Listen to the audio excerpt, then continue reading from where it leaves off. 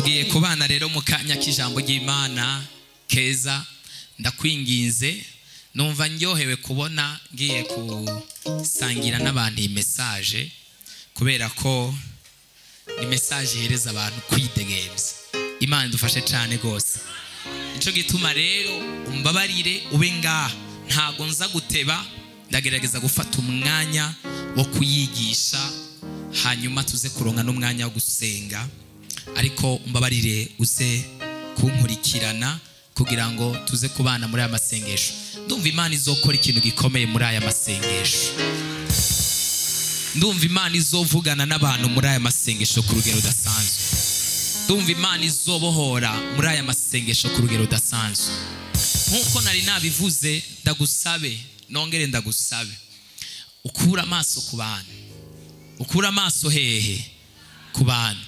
Hari umuntu ashira ivyizigiro vyiwe ku bantu, ukabona nyene ndizeye tonto, ndizeye inshuti, ndizeye umugenzi, uyu ntiyaho vyogenda gutu, uyu ntivyohinduka, uyu ntivyohinduka, uyu ntivyohinduka. Nagenda kwibutse, people will always be people. Umuntu azokwamara umuntu. N'umwana w'Imana baramwihakanye, n'umwana w'Imana baramwihindutse, kandi yarakoreshwa ibitangaza n'ibimenyetso, kandi yarakora ibintu bikagaragarira amaso y'abantu, ariko bakabibona, mugabo ntago bigeze bemera, bagumye bamupinga. Nico gituma rero ukwizera kwawe n'ivyizigiro vyawe vyose ubishire muri Kristo Yesu. Muri aya masengesho ntihagire umuntu n'umwe ushira kwa maso. Muri aya masengesho ndagomba dukore ikintu kimeze nk'ikibazo canke se examen ntoya. Dukura amaso ku bantu tuyashire ku Mana. Hano mvuze gukura amaso ku bantu, ari abana bace baza ngo nubundi je nta bantu nizeye. Mugabo ugiye kuraba neza urashobora gusanga yuko hari abantu benshi cyane wizeye, kandi arico gituma wamutsitaruka mubabara mu mutima, kubera ivyo wizeye nivyo wiringiye, nivyo utegereje cyangwa se urindiriye ku bantu, ntago ari ivyo uzubona. Kubera rero ivyo urindiriye ku bantu atari ivyo ubona, nico gituma wamana agahinda mu mutima. Ariko iyo wizeye Imana, uvuga ni Imana, ndazi ko ari ushobora gukoresha uyu muntu akagira icyo akoze ku buzima bwanje. Kandi mu gihe Imana itaragikora, ugumana umutima wo kwihangana no kurindira kugira ngo Imana ishobore gukora ikintu ku buzima bwawe. Imana nimba itaragikora, ntago utumwikomo ku bantu, nguriya ntagwa mbona, nguriya ntagwa nyimvira ko, nguriya ntaga nkunda, uriya yanyibagiye, uriya yantaye, uriya yandetse. Your eyes, amaso yawe nimba uri kuriyumvira nk'uko muri uyu mwanya, cyangwa umutima wawe uri kuragira ibiganiro nk'ivyo muri uyu mwanya, amaso yawe ari ku bantu. Kura amaso ku bantu, ushira amaso ku Mana. Imana n'umugenga w'ibihe, ibihe byose biramwumvira. Niyavuga ikintu kimwe, uriya muntu utiyumvira ko yogira icyo akoze ku buzima bwawe, ari bugikore, kandi agikora gitegetswe, agikore ku nguvu, kubera umuremyi niwe yamutegetse kugikora. Kandi niyagikora kizoba ciza cyane gose, kandi kizogira valere n'agaciro gakomeye cyane gose. Imana yo mwijuru ikoresha abutari witeze ko yokoresha muri isezo mu izina rya Yesu. Imana mwijuru ihagurutsa abutari witeze ko yohagurutsa muri aya masengesho mu izina rya Yesu. Imana mwijuru ibuza abantu amahoro muri iyi minsi tugiye gusenga. Imana yo mwijuru ikukorera ibintu utari witeze ko ushobora kubona ku buzima bwawe mu izina rya Yesu. Haleluya. Aya masengesho, examen ya mbere dufise niyo gushira amaso ku Mana. Kuko ntugire ngo biroroshe gushira amaso ku Mana, ntivyoroshe. Uguma umwanya wose uraba runaka, uraba chef wawe, uraba boss wawe, uraba runaka, uraba uguha ratio, uraba runaka, atakoza akantu uvyimba umutima, atakoza akantu utuntura mu mutima. Washize amaso kuri we.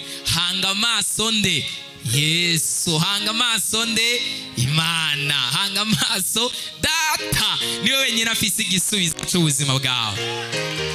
Imana idufashe cyane gose. Haleluya. Haleluya.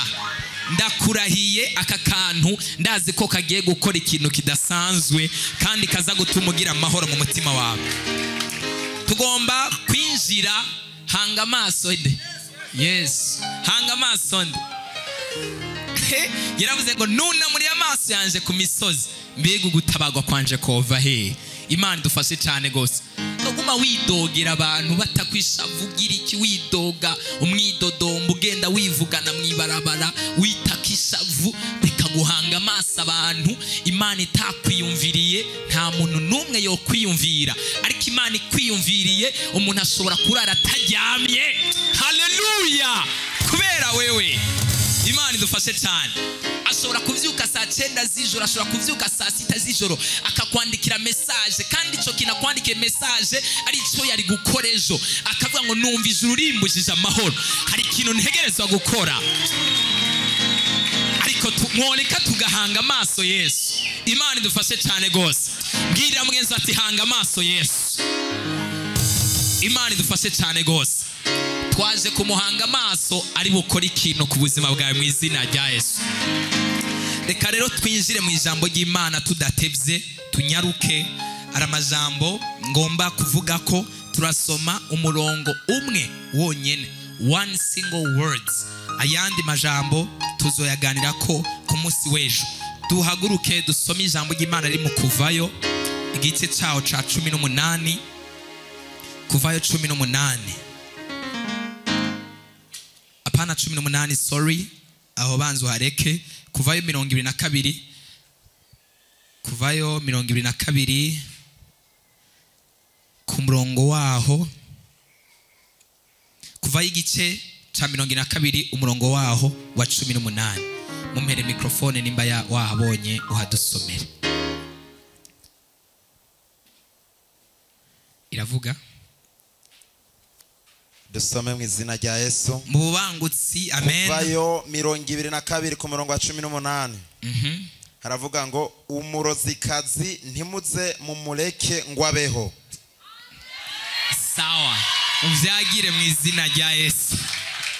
Tera haleluya. Iyo ni ryo jambo dusangira kuri uyu munsi. Imana idufashe cyane gose. Umurozikazi ntimuze mumureke ngo abeho, kubitutababarira yewe Mana ngwinugwa n'intundura, kubitutababarira mubitira inyatsi na karande, ivyo vyaranzengereje. Haleluya! Imana ikubita itababarira muri aya masengesho mu izina rya Yesu. So muri aya masengesho ntago nza kuvuga mu migani, ndaza kuvuga mfoboye neza cyane kugira ngo uze kumva ikintu. Uyu munsi ubundi isi ibijanye n'uburozi n'ibintu birebire, ntago twobivuga umunsi umwe cyangwa umwanya umwe ngo tubiheze, ariko ndagerageza kuvuga mu ncamake, hanyuma tse dufata umwanya wo gusenga. Imana idufashe cyane gose. Ikintu ca mbere kumbura abatari bake baza baziga mu nyigisho za deliverance zo kwa kane, Yesu nadufashe cyane gose. Haleluya. Ariko uyu munsi numvise narongowe ijwi ry'Imana ryambwiye ko ari abantu benshi cyane bari kora ba victime n'isi y'ibintu bijanye n'uburozi kandi atamakuru bafise, ariko Imana yarambwiye muri aya masengesho dushingura karimbi k'uburozi bwose mu izina rya Yesu. So ndagomba mvuge rero ku kijanye n'umurozi gatoya. Hari abantu batazi umurozi, bumva ngo umurozi bakumva ngo nukuroga bisanzwe, bakumva ngo nugutongera ibintu, bakumva ngo nugushiraho ibintu, nyene yumva umurozi ntatahura umurozi cyarico. Narabasiguriye ndababwira yuko umurozi wese kugira ngo umurozi babanza kumubatiza muri uwo mubatizo w'uburozi.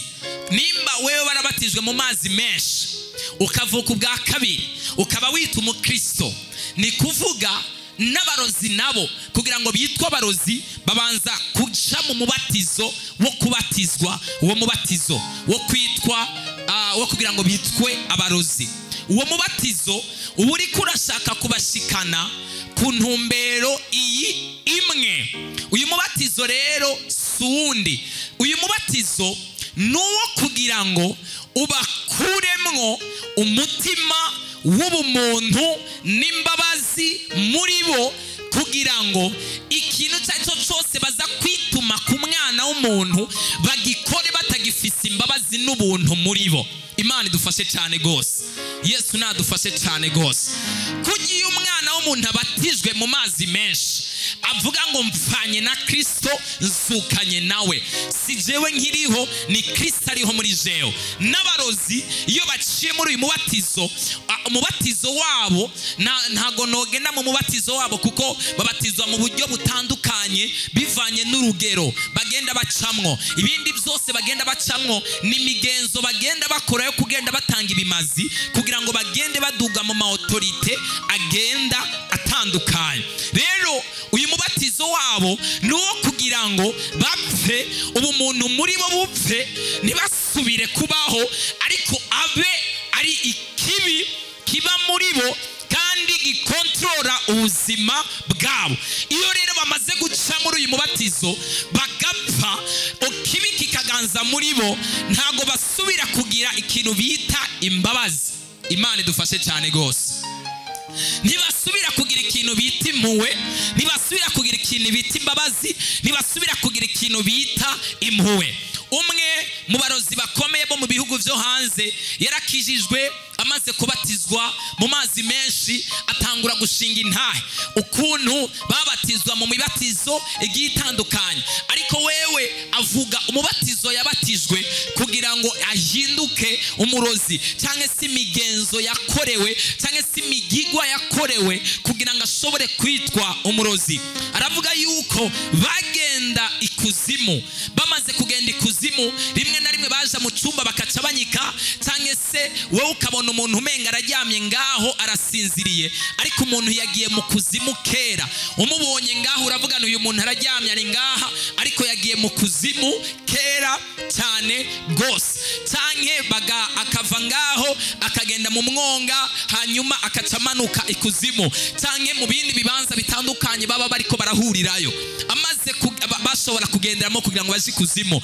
Amaze gukizwa rero atangura gushinga intahe imigigwa yose yakoze niyo yakorewe kugira ngo ashobore kwitwa umurozi kandi ku rugero rukomeye. Nihuse cyane yaravuze ngo ikintu cya mbere badukoresha bategerezwa kudukuramo urukundo rwo gukunda ikiremwa muntu kugira ngo ntidusubire kugikunda. Ubwo nitwiyumvira kuroga ntihagire ikintu na kimwe tugira ngo imbabazi ngo turaroza akana gatoya, ngo turagateje urupfu, ngo turagateje ingorane, ngo turaroza umudame, turaroza umugabo, turaroza iki. Ni kuvuga ikuzimu babakuramo umutima w'ubumuntu, bakabakuramo umutima w'imbabazi, bakabahereza bamwe na bamwe. Yavuze yuko bashobora kunywa amaraso ku inshuro zirenga 5-6 ku munsi. Abandi nabo bakajya imitima y'abana bakiri batoya b'inzoya, abana batoya bapfuye. Imana idufashe cyane gose. Bakagenda bajya iyo mitima y'abo bana kugira ngo bashobore kuvamo imbabazi n'impuhwe zose, kugira ngo ntibasubire kugira imbabazi. Niyakubona ntakubone nk'umuntu, niyakubona ntakugirire impuhwe, niyakubona ntakugirire ngo yumve arakugirira impuhwe. Rero Bibiliya nimba ivuga ijambo dusomye uyu munsi rikaba ritubwiye ngo ntimwemerere ko umurozikazi abaho, bisigura ngo nico gituma umurozikazi adashobora gupfa kwihana. Umuntu wenyine w'umurozi ashobora kwihana ni umuntu Imana igiriye ubuntu ikamutabara direkte, ikamusanga hari ikamukura ikuzimu, ikamurokora, hanyuma Imana ikamuha agakiza. Ariko umurozi, umuntu akorana na Satani, naho uvuga ubutumwa bungana gute ntagashobora gupfa kwihana. Rero nimba Bibiliya ivuga ngo nimwemere ko umurozi kazabaho, nibisigura ngo mugende mu mwice, oyaye, ahubwo ivuga ngo nimwemerere yuko existence, kubaho no kugaragara k'umurozi mu buzima bwanyu hamwe no muri activite zanyu, nimwemere yuko kubaho. Aya masengesho nayo twaje kwanga activite no gukora na presence z'uburozi mu buzima bwacu, kandi muri aya masengesho Imana iri muri bicaniro byashinzwe mu izina rya Yesu. Nta muntu yotera haleluya. Ni kuvuga rero iyo batanguye kugutera, icyambere baragutera bakakubwira ngo usenge. Abakozi Imana akubwira ngo usenge cyangwa ngo usengegwe, ikintu cya mbere abarozi bakora, kubera ko barazi inkomezi zawe, barazi n'imbaraga zawe, barazi ububasha bwawe, barazi naho kuri inkomezi, kuko batinya izina ry'Imana, batinya izina rya Kristo Yesu, batinya mu ijuru, batinya ahantu hose hari ubushobozi, batinya ubushobozi bw'Imana. Ikintu cya mbere bakora iyo umurozi ariko arakuroga, agerageza kuzana intege nke muri wewe kugira ngo ntusenge, kuko arazi neza niwasenga kuza kuronka inkomezi zo kumutsinda no kumunesha. Agerageza kuzana amajambo, agerageza kukuzanira insaku, agerageza kukuzanira ibicantege, agerageza kuza kukuganira nawe ukicara ukibaza ngo ufite imwemu ya discernment yo kuguma udisayininga, cyangwa se discernment ni kugira iki, gusesangura ibintu, gusesangura ibintu. Kwa umuntu afite imwe ya discernment yicaye ahantu aravuga ngo ibi bimeze uku nuko nuko nuko, ni kuvuga ukumva nyene ikintu kiriko kiragusigurira ibintu, wo kibaza ngo uri kura designinga ibintu, kandi n'umurozi ariko arakongorera amajwi kugira ngo uhagarike gusenga, ntibongere no kwinjira mu nzu y'Imana gusenga, agusohore completely mu nzu y'Imana kugira ngo ntubandanye gusenga, kuko arazi ni wabandanya gusenga yuko aza kuronka, aza gucika intege ku buzima bwawe. Ikintu cya mbere rero umurozi azokora, azoguca intege, akudekuraje, akutandukanye n'Imana, hanyuma ikindi aguteza icyaha, kuko amaze kuguteza icyaha azotuma ijwi ryawe utangura kugira ivyagirije mu mutima, ugire kugira ivyagirije mu mutima, ugire kugira intege nke mu mutima, ugire kugira n'amajwi akwagiriza gucira imanza, usubire kumva mu mutima utari kurumvirwa n'ikirere cyawe cyugaye burundu, kugira ngo ntusubire gusenga, ace aronka autorite hejuru y'ubuzima bwawe. Imana yo mu ijuru yaka ubuzima bwawe, autorite zose zikuzemo n'iz'abarozi mu izina rya Yesu. Tera haleluya, ongera utera iyindi haleluya. Okay, nagira ndababwire rero, hari abantu bamwe na bamwe bakunda gufata ngo abarozi kwanza, ikintu cya mbere, ubu murozi nta muntu n'umwe adashobora gutera. He can attack, she can attack everyone. Yaba usenga yaba udasenga, that person will attack you. Yaba uri ku rugero rwo hejuru n'urugero rwo hasi aragutera, yaba uri umusirimu cyangwa utari umusirimu aragutera, kubera abarozi baratandukanye. Ati gute?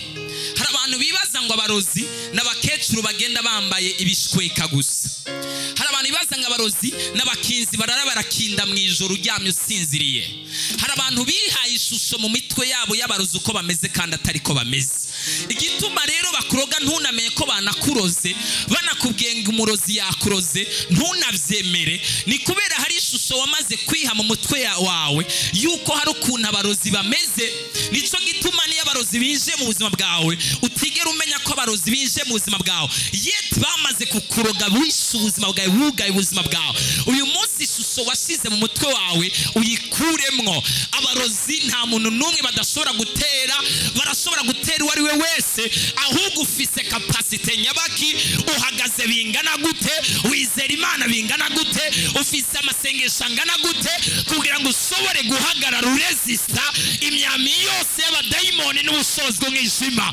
Imana mu ijuru ikuduze mu nkomezi no mu zindi mbaraga mu izina rya Yesu. Tera haleluya. So ibintu by'agakiza rero biri individual. Hano ntanguye kuvuga kuri monde y'uburozi, nturabe runaka, nturabe na runaka, wirabe ku buzima bwawe wewe ubwawe ku giti cyawe. Just look at yourself. Utangure kurimbura ubuzima bwawe, utangure kuraba mu buzima bwawe kata activity nimwe y'uburozi iri mu buzima bwawe. Ni wasanga hari activity y'uburozi iri mu buzima bwawe, muri aya masengesho ni umwanya mwiza Imana yadushiriyeho kugira ngo ishobore gushingura, ikureyo ikintu cyacyo cyose cinjiye mu buzima bwacu cy'uburozi. Yesu nadufashe cyane gose. Haleluya, haleluya, haleluya. Wirabe ku buzima bwawe. reka kuraba abandi, just look at yourself. Uraba ubuzima bwawe, uraba ubuzima bw'umuryango wawe, uraba ubuzima bw'uruvyaro rwawe, uraba ubuzima bw'ubugingo bwawe. Hanyuma ni wasanga hari ahantu na hamwe Satani yashinze icumu ry'uburozi, ucufata umwanya wo gusenga. Hari abantu bama bafise intege nke muri bo, akumva agomba gusenga ariko akumva ikintu kimwankiye gusenga, akumva agomba kuvuga ijambo ngo asenga ariko akumva ikintu kitamukundira gusenga. Hari impemu z'abarozi zidashaka gusenga kuko deja bamaze kugutera imyambi nyinshi. Ngiye ndavuga intahe nyinshi z'abantu bagiye bakizwa n'abagiye babohoka n'ibindi kumbure by'imhemu tuzi bijanye n'ivy'uburozi n'ayandi ma process bakora, wewe wosanga. Hanyuma nkaca ndakubwira ugereranye n'amasengesho usenga. So imagine nimba umuntu ashobora kwama abyuka amajoro yose mu buzima bwiwe, agenda kurara mu mva, akagenda kurara mu mva ijoro ryose ariko arahamagara inkomezi, akabyuka mu ijoro akagenda kurara ahantu mu ishyamba ahamagara ubushobozi bw'umwijima, agenda gutanga ibimazi, atanga amafaranga, ubundi ahamagara imizimu, ubundi arara aragenda amajoro ahamagara imizimu, ubundi agenda kwita mu mazi, ubundi agenda kwirirwa yicaye ahantu ku kiyaga, cyangwa akagenda kwirirwa yicaye ahantu ku ruzi ariko arahamagara impemu mbi z'umwijima kugira ngo zize kubonana nawe amasaha yo mu ijoro, nawe uryamye usinziriye, cyangwa se wicaye uri kuraraba televiziyo, cyangwa wicaye uri kurandikirana message, cyangwa uri kuraganira ibiganiro n'umuntu bituba kudashobora gufata n'iminota 30 yo gusenga, cyangwa udashobora cyangwa wicaye uri no mu cyumba wabuze n'itira ariko udashobora gufata umwanya wo gusenga, ariko wundi ariko arakora ibimazi. Reka ndakubarire, ntago ariko arabikora kubera bimworoheye, arababaza umubiri, ntago bimuryohera, nta nubwo bimworoheye, nta nubwo ari ibintu biri fasire kuri we. Oyaye nikiguzi, biramubabaza, aribabaza, agacumukura, agatanga amagara, agaheba umubiri, agaheba itiro, agaheba amafaranga, agaheba ibyiwe kugira ngo yibabaze bikunde. Niyinjira mu buzima bwawe ijambo ryose aza kwatura hejuru ubuzima bwawe rize kugira inkomezi. So amaze gukora amasacrifice yose, nawewe amaze kwinjira mu buzima bwawe, yaratanze ibimazi, ashobora kuba amaze amezi n'amezi agira ahantu atagira ibyo kurya byo mu nkono, cyangwa se atabona izuba, habwa ni sinzoja kubona izuba, ndiko ndahamagara umuzimu runaka w'ikuzimu aze kuza tubonane. Ashobora kugenda ahantu ariko arahamagara imizimu runaka tubonane. Amaze kwinjira mu buzima bwawe akakumaramo inkomezi zose, amaze kwinjira mu rugo rwawe akarutatanya, amaze kwinjira mu buzima bwawe akabwambura ubuzima. Umuntu ashobora gufata imyaka 3, imyaka ingahe? Imyaka ingahe? Tuduze ibiganza nimba turi kumwe. Imyaka 3 ariko ararondera izina ryawe ko rifudika mu buzima bw'abantu bose. 3 years. Imyaka 3 agutangira ibimazi, akubagira inkoko, akubagira intama, akubagira impene, agutangira ibimazi, abyukira ku ifoto yawe. 3 years cyangwa imyaka 5. Hanyuma ibyo bintu atarabirekura ngo bize mu buzima bwawe, akiriko arabitunganya imyaka 3, imyaka 4, imyaka 5, imyaka 6, yicara ku izina ryawe. Buri gihe afise amasaha abyukira akicara ku izina ryawe, yugara mariage yawe, yugara progress yawe, yugara amahoro yawe, yugara agakiza kawe, yugara urugo rwawe, yugara umunezero wawe, yugara amagara yawe meza, yugara ubuzima bwawe, yugara amakonesanse, yugara inzira, yugara imiyobora gutera icyangira, gusiga ibintu biteye ubwoba. Hanyuma iyo myaka 5 igeze akaca rekura rero akaronga ikabya bindi bimaze kuza bizokwinjira mu buzima bwawe. Naho wowe uri hejuru mu gasorishoro uri umudandaza w'amamiliyari, urakoroka hasi ugasigara atanikirato ufise cyo kwambara. Town wisanga hasi nta nikirato usigaranye.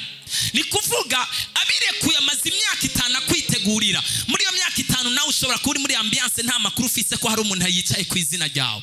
Ushobora kuba uri kuraryoherwa n'umuryango, ushobora kuba wimereye neza, life is good, nothing, I'm worrying about nothing, nta ngorane nimwe mfise y'ikintu. But there is someone in some place somewhere yicaye ku izina ryawe, uri umukozi w'Imana, ari ahantu agagufatira imyaka, yicaye ahantu aza ajyana amafoto yawe ku bapfumu bakomakomeye bo mu bihugu bitandukanye, akwicarira neza nawe ukaguma uryoherwa. Oh, ministry is going well, igikorwa kiriko kigenda neza, amavuta n'amavuta, ubushobozi n'ubushobozi. Kumbe hari umuntu akwicariye imyaka n'iyindi, amaze kurekura wa muyoboro will come and put you down, agushire hasi. Mugabo ukwiye kwama itara ryawe ryaka, kandi wamugabye Imana ishingure inkomezi zose z'umwijima mu buzima bwawe mu izina rya Yesu. Umurozi arogesha amajambo, umurozi arogesha imitongero. Abarozi ntimugire ngo ni babandi gusa baba bambaye utuntu tudushweka n'ibindi bisa nabi. Oya, no.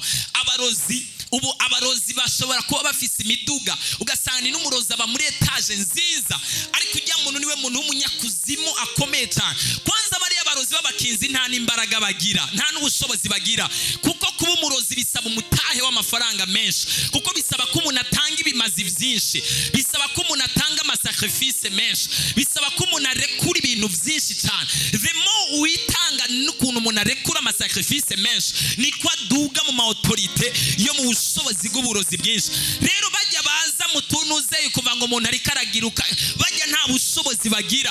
Hari abandi usanga barakwicariye bakagutegura neza ku buryo ushobora kuba wicaye ku ntebe yo hejuru, cyangwa se uri umuntu akomeye bakakumanura bukebuke. Ikintu rero giteye ubwoba ngaha ni hahandi bamaze imyaka 5 bagize gute bakwicariye. Yinjiye mu buzima bwawe, wowe ushobora gutegwa n'indwara runaka yayirekuye, amaze imyaka 5 cyangwa imyaka 3 iyo ndwara ariko arayitegura muri laboratoire yiwe, amaze kuyirekura ikaza mu buzima bwawe. Niyaza wowe tuvuganire kanirukire mu nzu y'Imana mu rushengero, umaze kwirukira mu rushengero rw'Imana, ugize amahigwe make cyangwa amahigwe mabi, ukagenda muri ya mashengero y'intege nke atagira ubushobozi bw'amasengesho, they will pray for you 2 weeks and 3 weeks, bagusengere ukwezi, amezi 4, bacavuga ni this person uyu muntu nta kwizera agira, move vanga. Nawe banagusengera dufate naho bagusengera n'igihe kirekire, wewe uzoguma ufise umutima uhagaze, uvuga ni none ko nguma ngenda bansengera kubera ko ubuzima bwanje budahinduka, kubera iki ntakira, kubera iki kintu kidahagarara, kubera iki indoto mbi dahagarara, kubera iki umuryango wanje utuguruka, kubera ko ubuzima bwanje budahinduka, kubera iki ntariko ndatera intambwe, why am I not moving, kubera iki ntariko ndavansa. Wowe ukaguma wibaza ivyo, ugatangura kwigira inama yo guhagarika gusenga. Should I stop praying? Kubera iki ntuhagarika gusenga? Wapi, Imana ntago imbona. Kubera ko bagufatiye imyaka, bararemereza ubushobozi bukomeye, barakubakiye igicaniro gikomeye gisaba kusengerwa n'inkomezi nyinshi n'igihe runaka kugira ngo ushobore kubohoka wikure muri ako kagozi. Nimba hariho umuntu ari ngaha ashiteze kugira neza kw'Imana ariko arasengerwa, uhumure, ntago bisigura ko Imana itakumvise cyangwa Imana idahari cyangwa Imana idakora. Hariho ubushobozi bw'umwijima butegerezwa kunyeganyezwa, kandi numvise imhemo iriko iravugana naje ko hari igihe cy'umuntu kitanguye kugera muri aya masengesho, hari ikintu Imana iza gukora ku buzima bw'umuntu. Tela haleluya nimba turi kumwe. Tela haleluya. Hari umuntu turi kumwe ngo duze ikiganza gatoya. Bamaze kwinjira mu buzima bwawe, they will possess your mind, batangure gutera ibyumviro byawe. Mana ntago unyumva, Imana ntago imbona, Imana nimbona nta kuntu bishoboka. Amezi 5, amezi 6, amezi 7, amezi 8, my life is not changing, ubuzima bwanje nibihinduka. What is happening? Bakwicaye ko imyaka myinshi, bagutangiye ibimazi myinshi, kandi baragumaze inkomezi, uri umuntu usigaye udasenga n'iminota 20. So imagine barabikoze kandi ntibaraheza kubikora, babandanye babikora, mugabo kugira ngo ufate iminota 10 cyangwa iminota 45 uri kurasenga, wumva umenga wakabije, ntacu utakoze. Imana idufashe cyane gose, Yesu nadutabare cyane. Ora abandi bariko bafata amasaha yo kwica ubuzima bwawe, bariko bafata amasaha yo kuguhamba, bariko bafata amasaha yo kugushira hani kuzimu, digging you a hole, bakwimbira ikinogo. Imana idufashe cyane gose, Imana ikuderivre ku mpemu yose y'uburozi mu izina rya Yesu Kristo. So reka mvuge ku ma types cyangwa tuvuge se ku bwoko bw'uburozi butera ubuzima bw'abantu. Ubwoko bw'uburozi ni bwinshi cyane gose, ariko reka mvuge muri ubu bukeya hanyuma tuze gufata umwanya wo gusenga. Ndumva hari abantu Imana iri kiravugana nanje kandi igomba kubohora kuri uyu mugoroba. Turi kumwe ngo dutere haleluya. Ongera utere yindi haleluya. Ari umuntu ari karafashwa. So ikintu cyambere, you will meet icyo bita enemy of progress. Abansi ba mbere b'ubwoko bwa mbere b'uburozi ni abansi b'iterambere. Progress, gutera imbere. Imana idufashe cyane gose. Haleluya. Ubu bwoko bw'abarozi ni mwemo mbi. Urabona umurozi uko aduga mu rugezo bagenda bamuhereza ubwoko runaka n'umugwi runaka b'abadayimoni agenda agaba mu buzima bw'abantu. Buri umurozi arashobora kugera ku rugezo atasubira kuza ngo aje kugutera, aba yicariye nga agafata nk'abadayimoni nka 50 akabarungika, akaba aribo baza kuboha ubuzima bwawe, baza kugutera. Ni hahandi dusengera umuntu kazamva ngo badutumye ngo dusubiye ngo aratwica ngo ntitwemera kugenda ngo dusubiye baratugirira nabi, cyangwa kumva ngo turagiye ngo turasubiyeyo turamwica. So wewe yicariye aha bari sending, ariko aratuma abakozi biwe ibikoresho byiwe. So buno bwoko bw'abadayimoni, buno bwoko bw'uburozi bumaze kugera mu buzima bwawe, ubwoko bw'uburozi buhagarika iterambere n'abarozi babi cyane gose. Urashobora gukora mu gitondo, urashobora gukora ku mugoroba, ugakoresha ingufu nk'abandi bose uko bariko barakora, nta kintu na kimwe udakora, ariko iterambere wapi? Ugumukora uri hahandi nyene, ugumukora wisubirako hahandi nyene. Umaze kuronka amafaranga ntabwo ushobora gutera intambuko amafaranga agiye kushika ku karimbi bagushingiye arakoroka agasubira hasi. Nta nubwo ushobora guhura n'umudestiny helper umufasha gufata ukuboko ngo akugeze kure.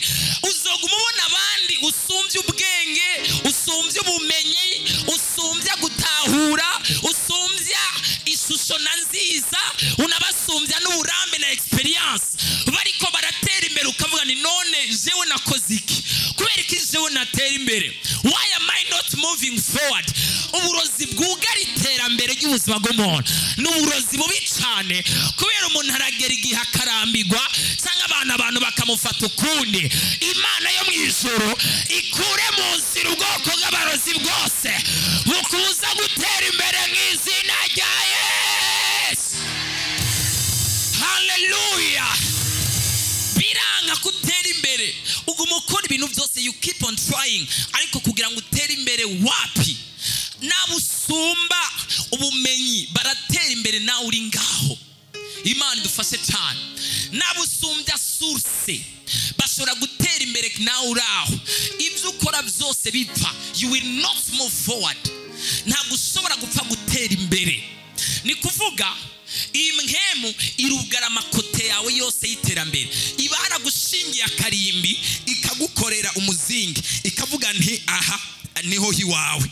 Ni kuvuga ubuzima bwawe uzoguma uzungurukira hanyene, ujya mu ijoro, uryama, usinzira, uvyuka, umwaka 2, 3, 4, ntupfa ntukira.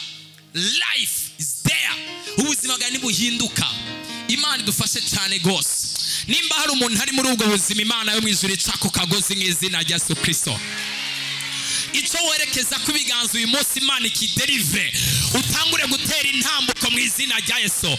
Igikorwa cyawe gitera intambwe, umurimo wawe utera intambwe, umuhamagaro wawe utera intambwe, iyerekwa ryawe ritera intambwe, akazi urimo gatera intambwe, urugo rwawe rutera intambwe, ubuzima bwawe butera intambwe, konte yawe yaguke mu izina rya Yesu. Vuga ngo Mana ntegereza gutera intambwe muri aya masengesho y'iminsi 3 mu izina rya Yesu. Haleluya. Haleluya. Imana ni dutabare cyane gose. Ubundi bwoko bw'abarozi n'abarozi bugara process. Hano aba barozi bugara process ni ikintu kiri in details. Ni kuvuga hajya hajya wadepoje ahantu runaka, hajya watanguye gukora agaproje runaka, hajya wagiye gusaba service runaka, hajya wagiye gusaba igikorwa runaka, hajya wagiye gutegura igikorwa runaka, hajya wagiye kugwana intambara y'ikintu runaka wokora. Ubu bwoko bw'abarozi bwugara process yawe. Nimba urudandazwa rukugara process yawe y'urudandazwa, ni kuvuga ibyo ukora byose birateba. Ibintu byawe byose byama bifise imhemu ya delayment, imhemu yo guteba, imhemu yo guteba. Ibyo ukora byose, ibyo werekeje ko amaboko byose bizokoma bifise imhemu yo guteba. Yesu nadufashe cyane gose. Hallelujah, hallelujah, hallelujah. Waza gusaba akazi abandi bakabahamagara, we ntibaguhamagare. Wagenda gukora ikintu icyo abandi kigakunda icyo wawe kikanka, kubera process zawe zararozwe. Imana nidufashe cyane gose. Wadepoza ahantu ntibanakwishure, ntibanaguhe n'inyishu.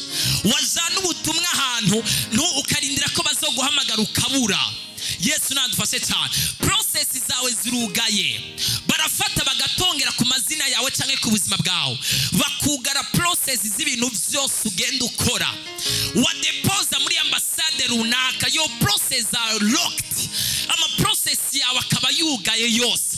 Bakakubwira ngo uzogaruka, bakagutuma bakaguma bagutuma ibintu ubizana ukarindira, bakama bibuka ikijanye na dossier yawe ari ukugeze ngaho hantu. Process zawe zirugaye.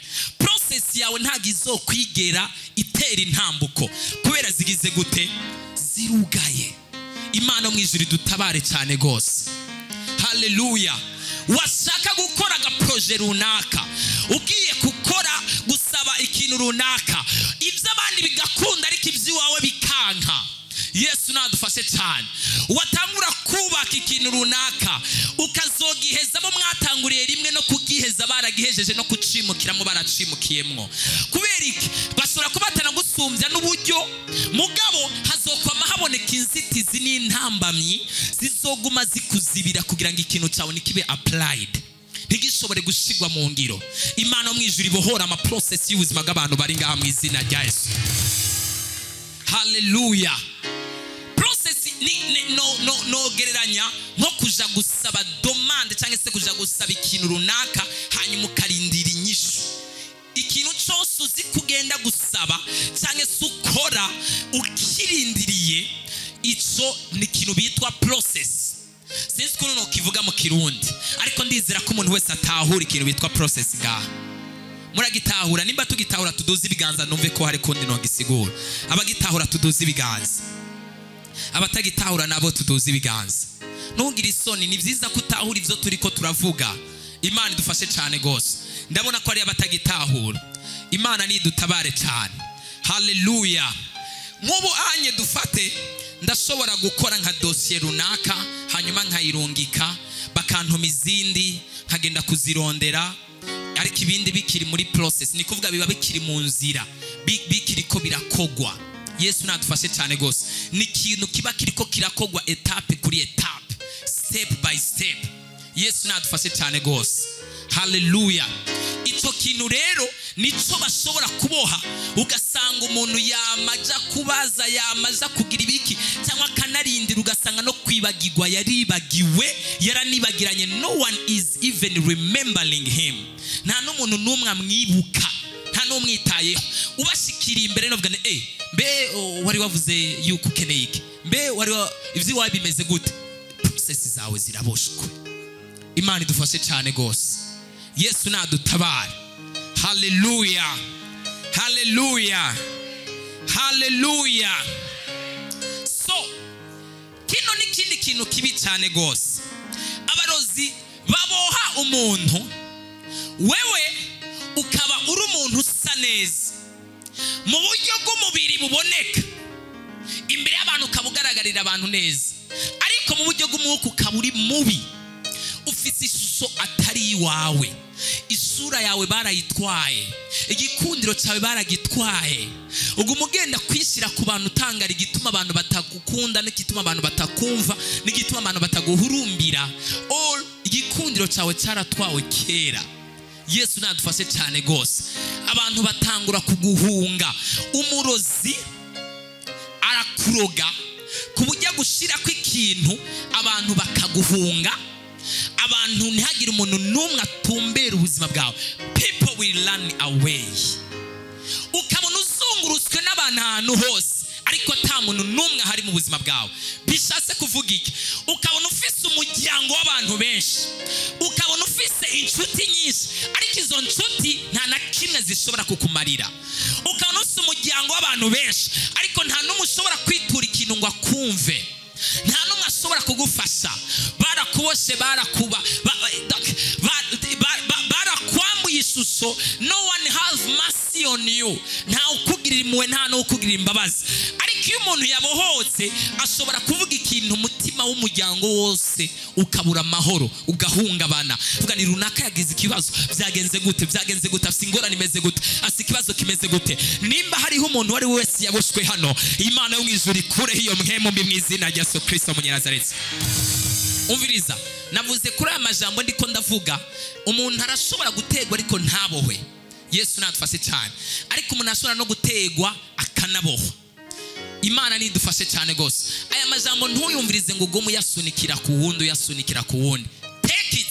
Wumvise hari mwayi wawe yakire hamushobore gufata umwanya wo kwisengera no gusengerwa, because hari ahantu uzosanga hari ikintu runaka cubatswe kandi kizibiye ubuzima bwawe. Kubera abantu benshi barakunda kuba mu bihe byo kumva ijambo akavuga ngo uyu ni runaka, uyu ni runaka. Why not you? Yesu nadufashe cyane gose. Yesu nadutabare. Hallelujah, hallelujah, hallelujah. Abandi barozi rero bashobora kuboha umuntu akaguma asa neza ariko ubuzima bwe bwarapfuye kera. Life is dead, killed already. Reka ndakwereke nk'urugezo. Ushobora kuba uri umuntu mwiza ku buryo bugaragara ku ishusho igaragara, ufite n'igihagararo cyiza, mugabo uba mu buzima bw'agahinda n'umubabaro na depression ikomeye cyane, wifuza no kwiyahura. Iki nico kintu abarozi bakora mu buzima bwawe. Abandi bakubona hanze bagaba ni mbega umuntu yahiriwe, mbega umuntu asa neza, mbega umuntu ameze neza. Depression igomba kukwica. Abarozi barisha ubuzima bwawe. Na urahana abantu batabona, you cry, uragira agahinda, uragira umubabaro, uriyanka, ubona kubaho ntacyo bimaze, ubuzima bwawe urabwanga, ubuzima bwawe bugutera isesemi. Ushobora kuba ufise n'ibyo gufungura, nta n'ikintu cyo gufungura na kimwe ubuze. Ushobora kuba ufise n'ibyo kwambara byose, ariko abarozi bakaboha ubuzima bwawe. Appear in front of people, imbere y'abantu uboneka neza, ugaragara neza, but your life is killed. Abantu nibakubona bazovuga ni what a nice person, mbega umuntu abayeho neza, abaye mu buzima bwiza. Iyo mwihemu mbive mu buzima bw'ubwoko bw'Imana mu izina rya Yesu Kristo Munyanazareti. Abarozi bose barekura ubuzima bwawe mu izina rya Yesu Kristo. Bibiliya yatubwiye ngo ntitwemere ko umurozi kazagira gute abaho. Niba hari ikintu cyose cya activity y'abarozi muri aya masengesho, tugiye gushira hanze amabanga yabo yose kandi dufate n'umwanya wo gusenga. Ndumva hari abantu batari bakeya bazotahura ibintu bisanzwe bizungurutse ubuzima bwawe, bisanzwe biboshe n'ubuzima bwawe. Yesu nadufashe cyane gose. Hallelujah, hallelujah. Abarozi bashobora kukuboha, and you will never be showed love. Ntuze wigere werekwa urukundo. Abandi bantu ukabona babayeho neza ariko wewe nta rukundo bakwereka. Ukereka urukundo abandi ariko wewe ntugere uronka. Ugafasha abandi ariko wowe utagira ugufasha. Ukaremesha abandi ariko we ntuze wigere ukuremesha. Ugatega ugutwi wundi ariko we ntuze wigere uronka ugutega ugutwi. Imana idufashe cyane gose. Hallelujah. Hanyuma bongere bagutere n'amajwi kuremera mu mutima yo kukubwira ni kweri kukorera ibintu abandi nawe atawubigukorera bihagarike. Bace banakubuza byose, bace banakugarana. Yesu nadufashe cyane gose. Ntiwemerere ko umurozi kazagira gute abaho. ntiwemere ko umurozi aba mu buzima bwawe, ntiwemere ko abadayimoni bafunctiona mu buzima bwawe, ntiwemere ko ubushobozi bwo mwijima bufunctiona mu buzima bwawe. Reka ndakubarire, niba uri ngaho uri kurumviriza amajambo is because of some reason, ni kubera impamvu runaka. Niba hari ubuzima bwawe bwugariwe ahantu runaka, ushobora gusanga hariho process runaka yaboshwe, ushobora gusanga hari igikorwa runaka cyaboshwe, ushobora gusanga hari ibintu runaka byaboshwe, ushobora kwama wumva amagara make bakaguteza ingwara ukama wivuza ukabura.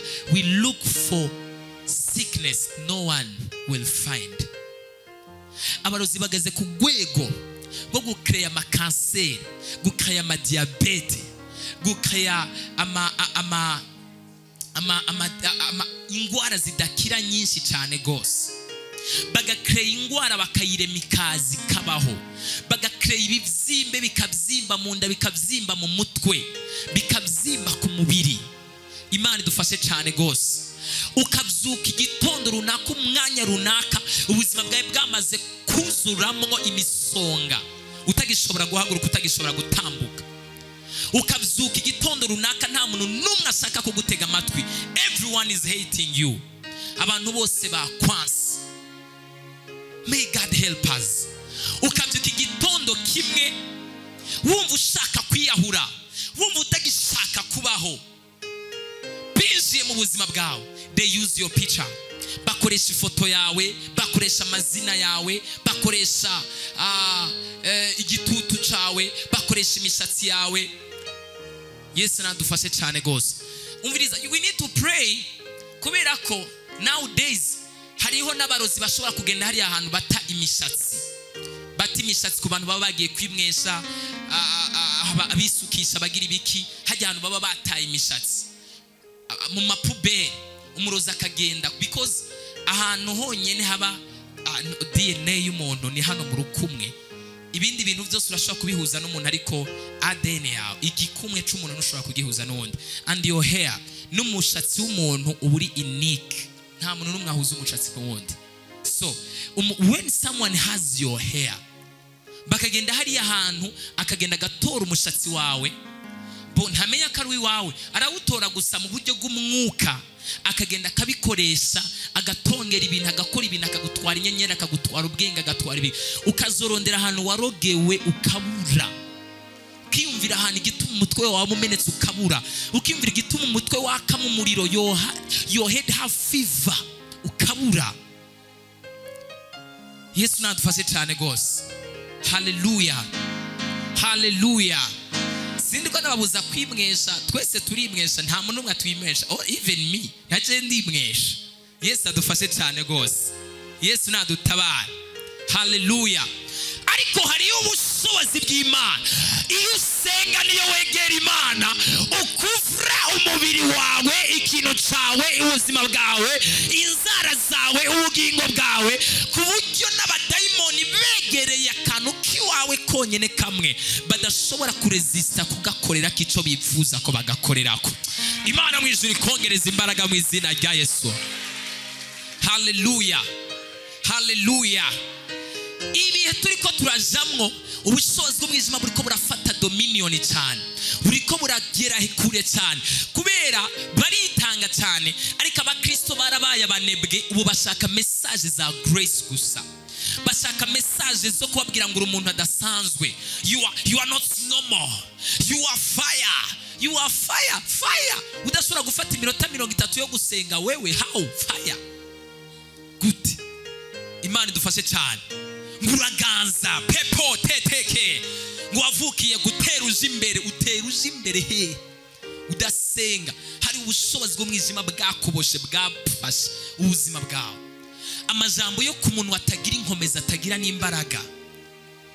Christians, they don't want to pray, but for them baguma batanga ibimazi, bafata imyanya yo kwiheba, ariko bo nibashaka gusenga. Turashaka ko umuntu wese muri repentance ategerezwa kuba igishirira mu gusenga, ategerezwa kuba umuriro ikuzimu, ku buryo muri repentance anciye no muri quartier runaka, abarozi bo muri ako karere bakamenya ngo hariho iyindi atmosphere iri kiraca hano muri kino kirere. Hallelujah! Imana idufashe cyane. We yatongerewe imitongero, abarozi ntibasubire guhungabana, abantu bose ngaho bagatangura kurota indoto zitandukanye n'izo bari basanzwe barota, kubera hari ikindi kirere cy'ubushobozi bw'Imana bwinjiye muri ico kibanza. Yesu nadufashe cyane. Tugereza kwiga gusenga. No, dutegereza kwiga gusenga, tumenye no gusenga, tumenye n'ibintu uko bimeze.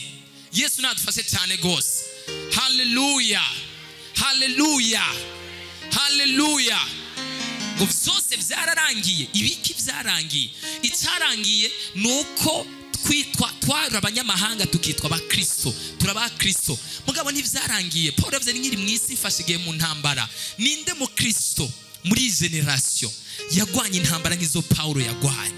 He was a Christian. Yarababajwe, yarafunzwe, yarakomerekejwe, yarahemukiwe. Hari ahantu henshi yandikiwe amajambo, yagiye yandika amajambo arimwe agahinda n'umubabaro kubera ibikomere n'ibisebe yategwa. Ariko byose yavuga ngo ndasigana, ndacariko ndiruka, sinamenye icyatumye uyu mugabo amfata, ndagomba kugera ku mpera y'umuhamagaro. Hallelujah, Imana idufashe cyane gose. Hallelujah, hallelujah. Yesu nadufashe cyane. Nguru umuriro, you are the one who fornicates more than anyone.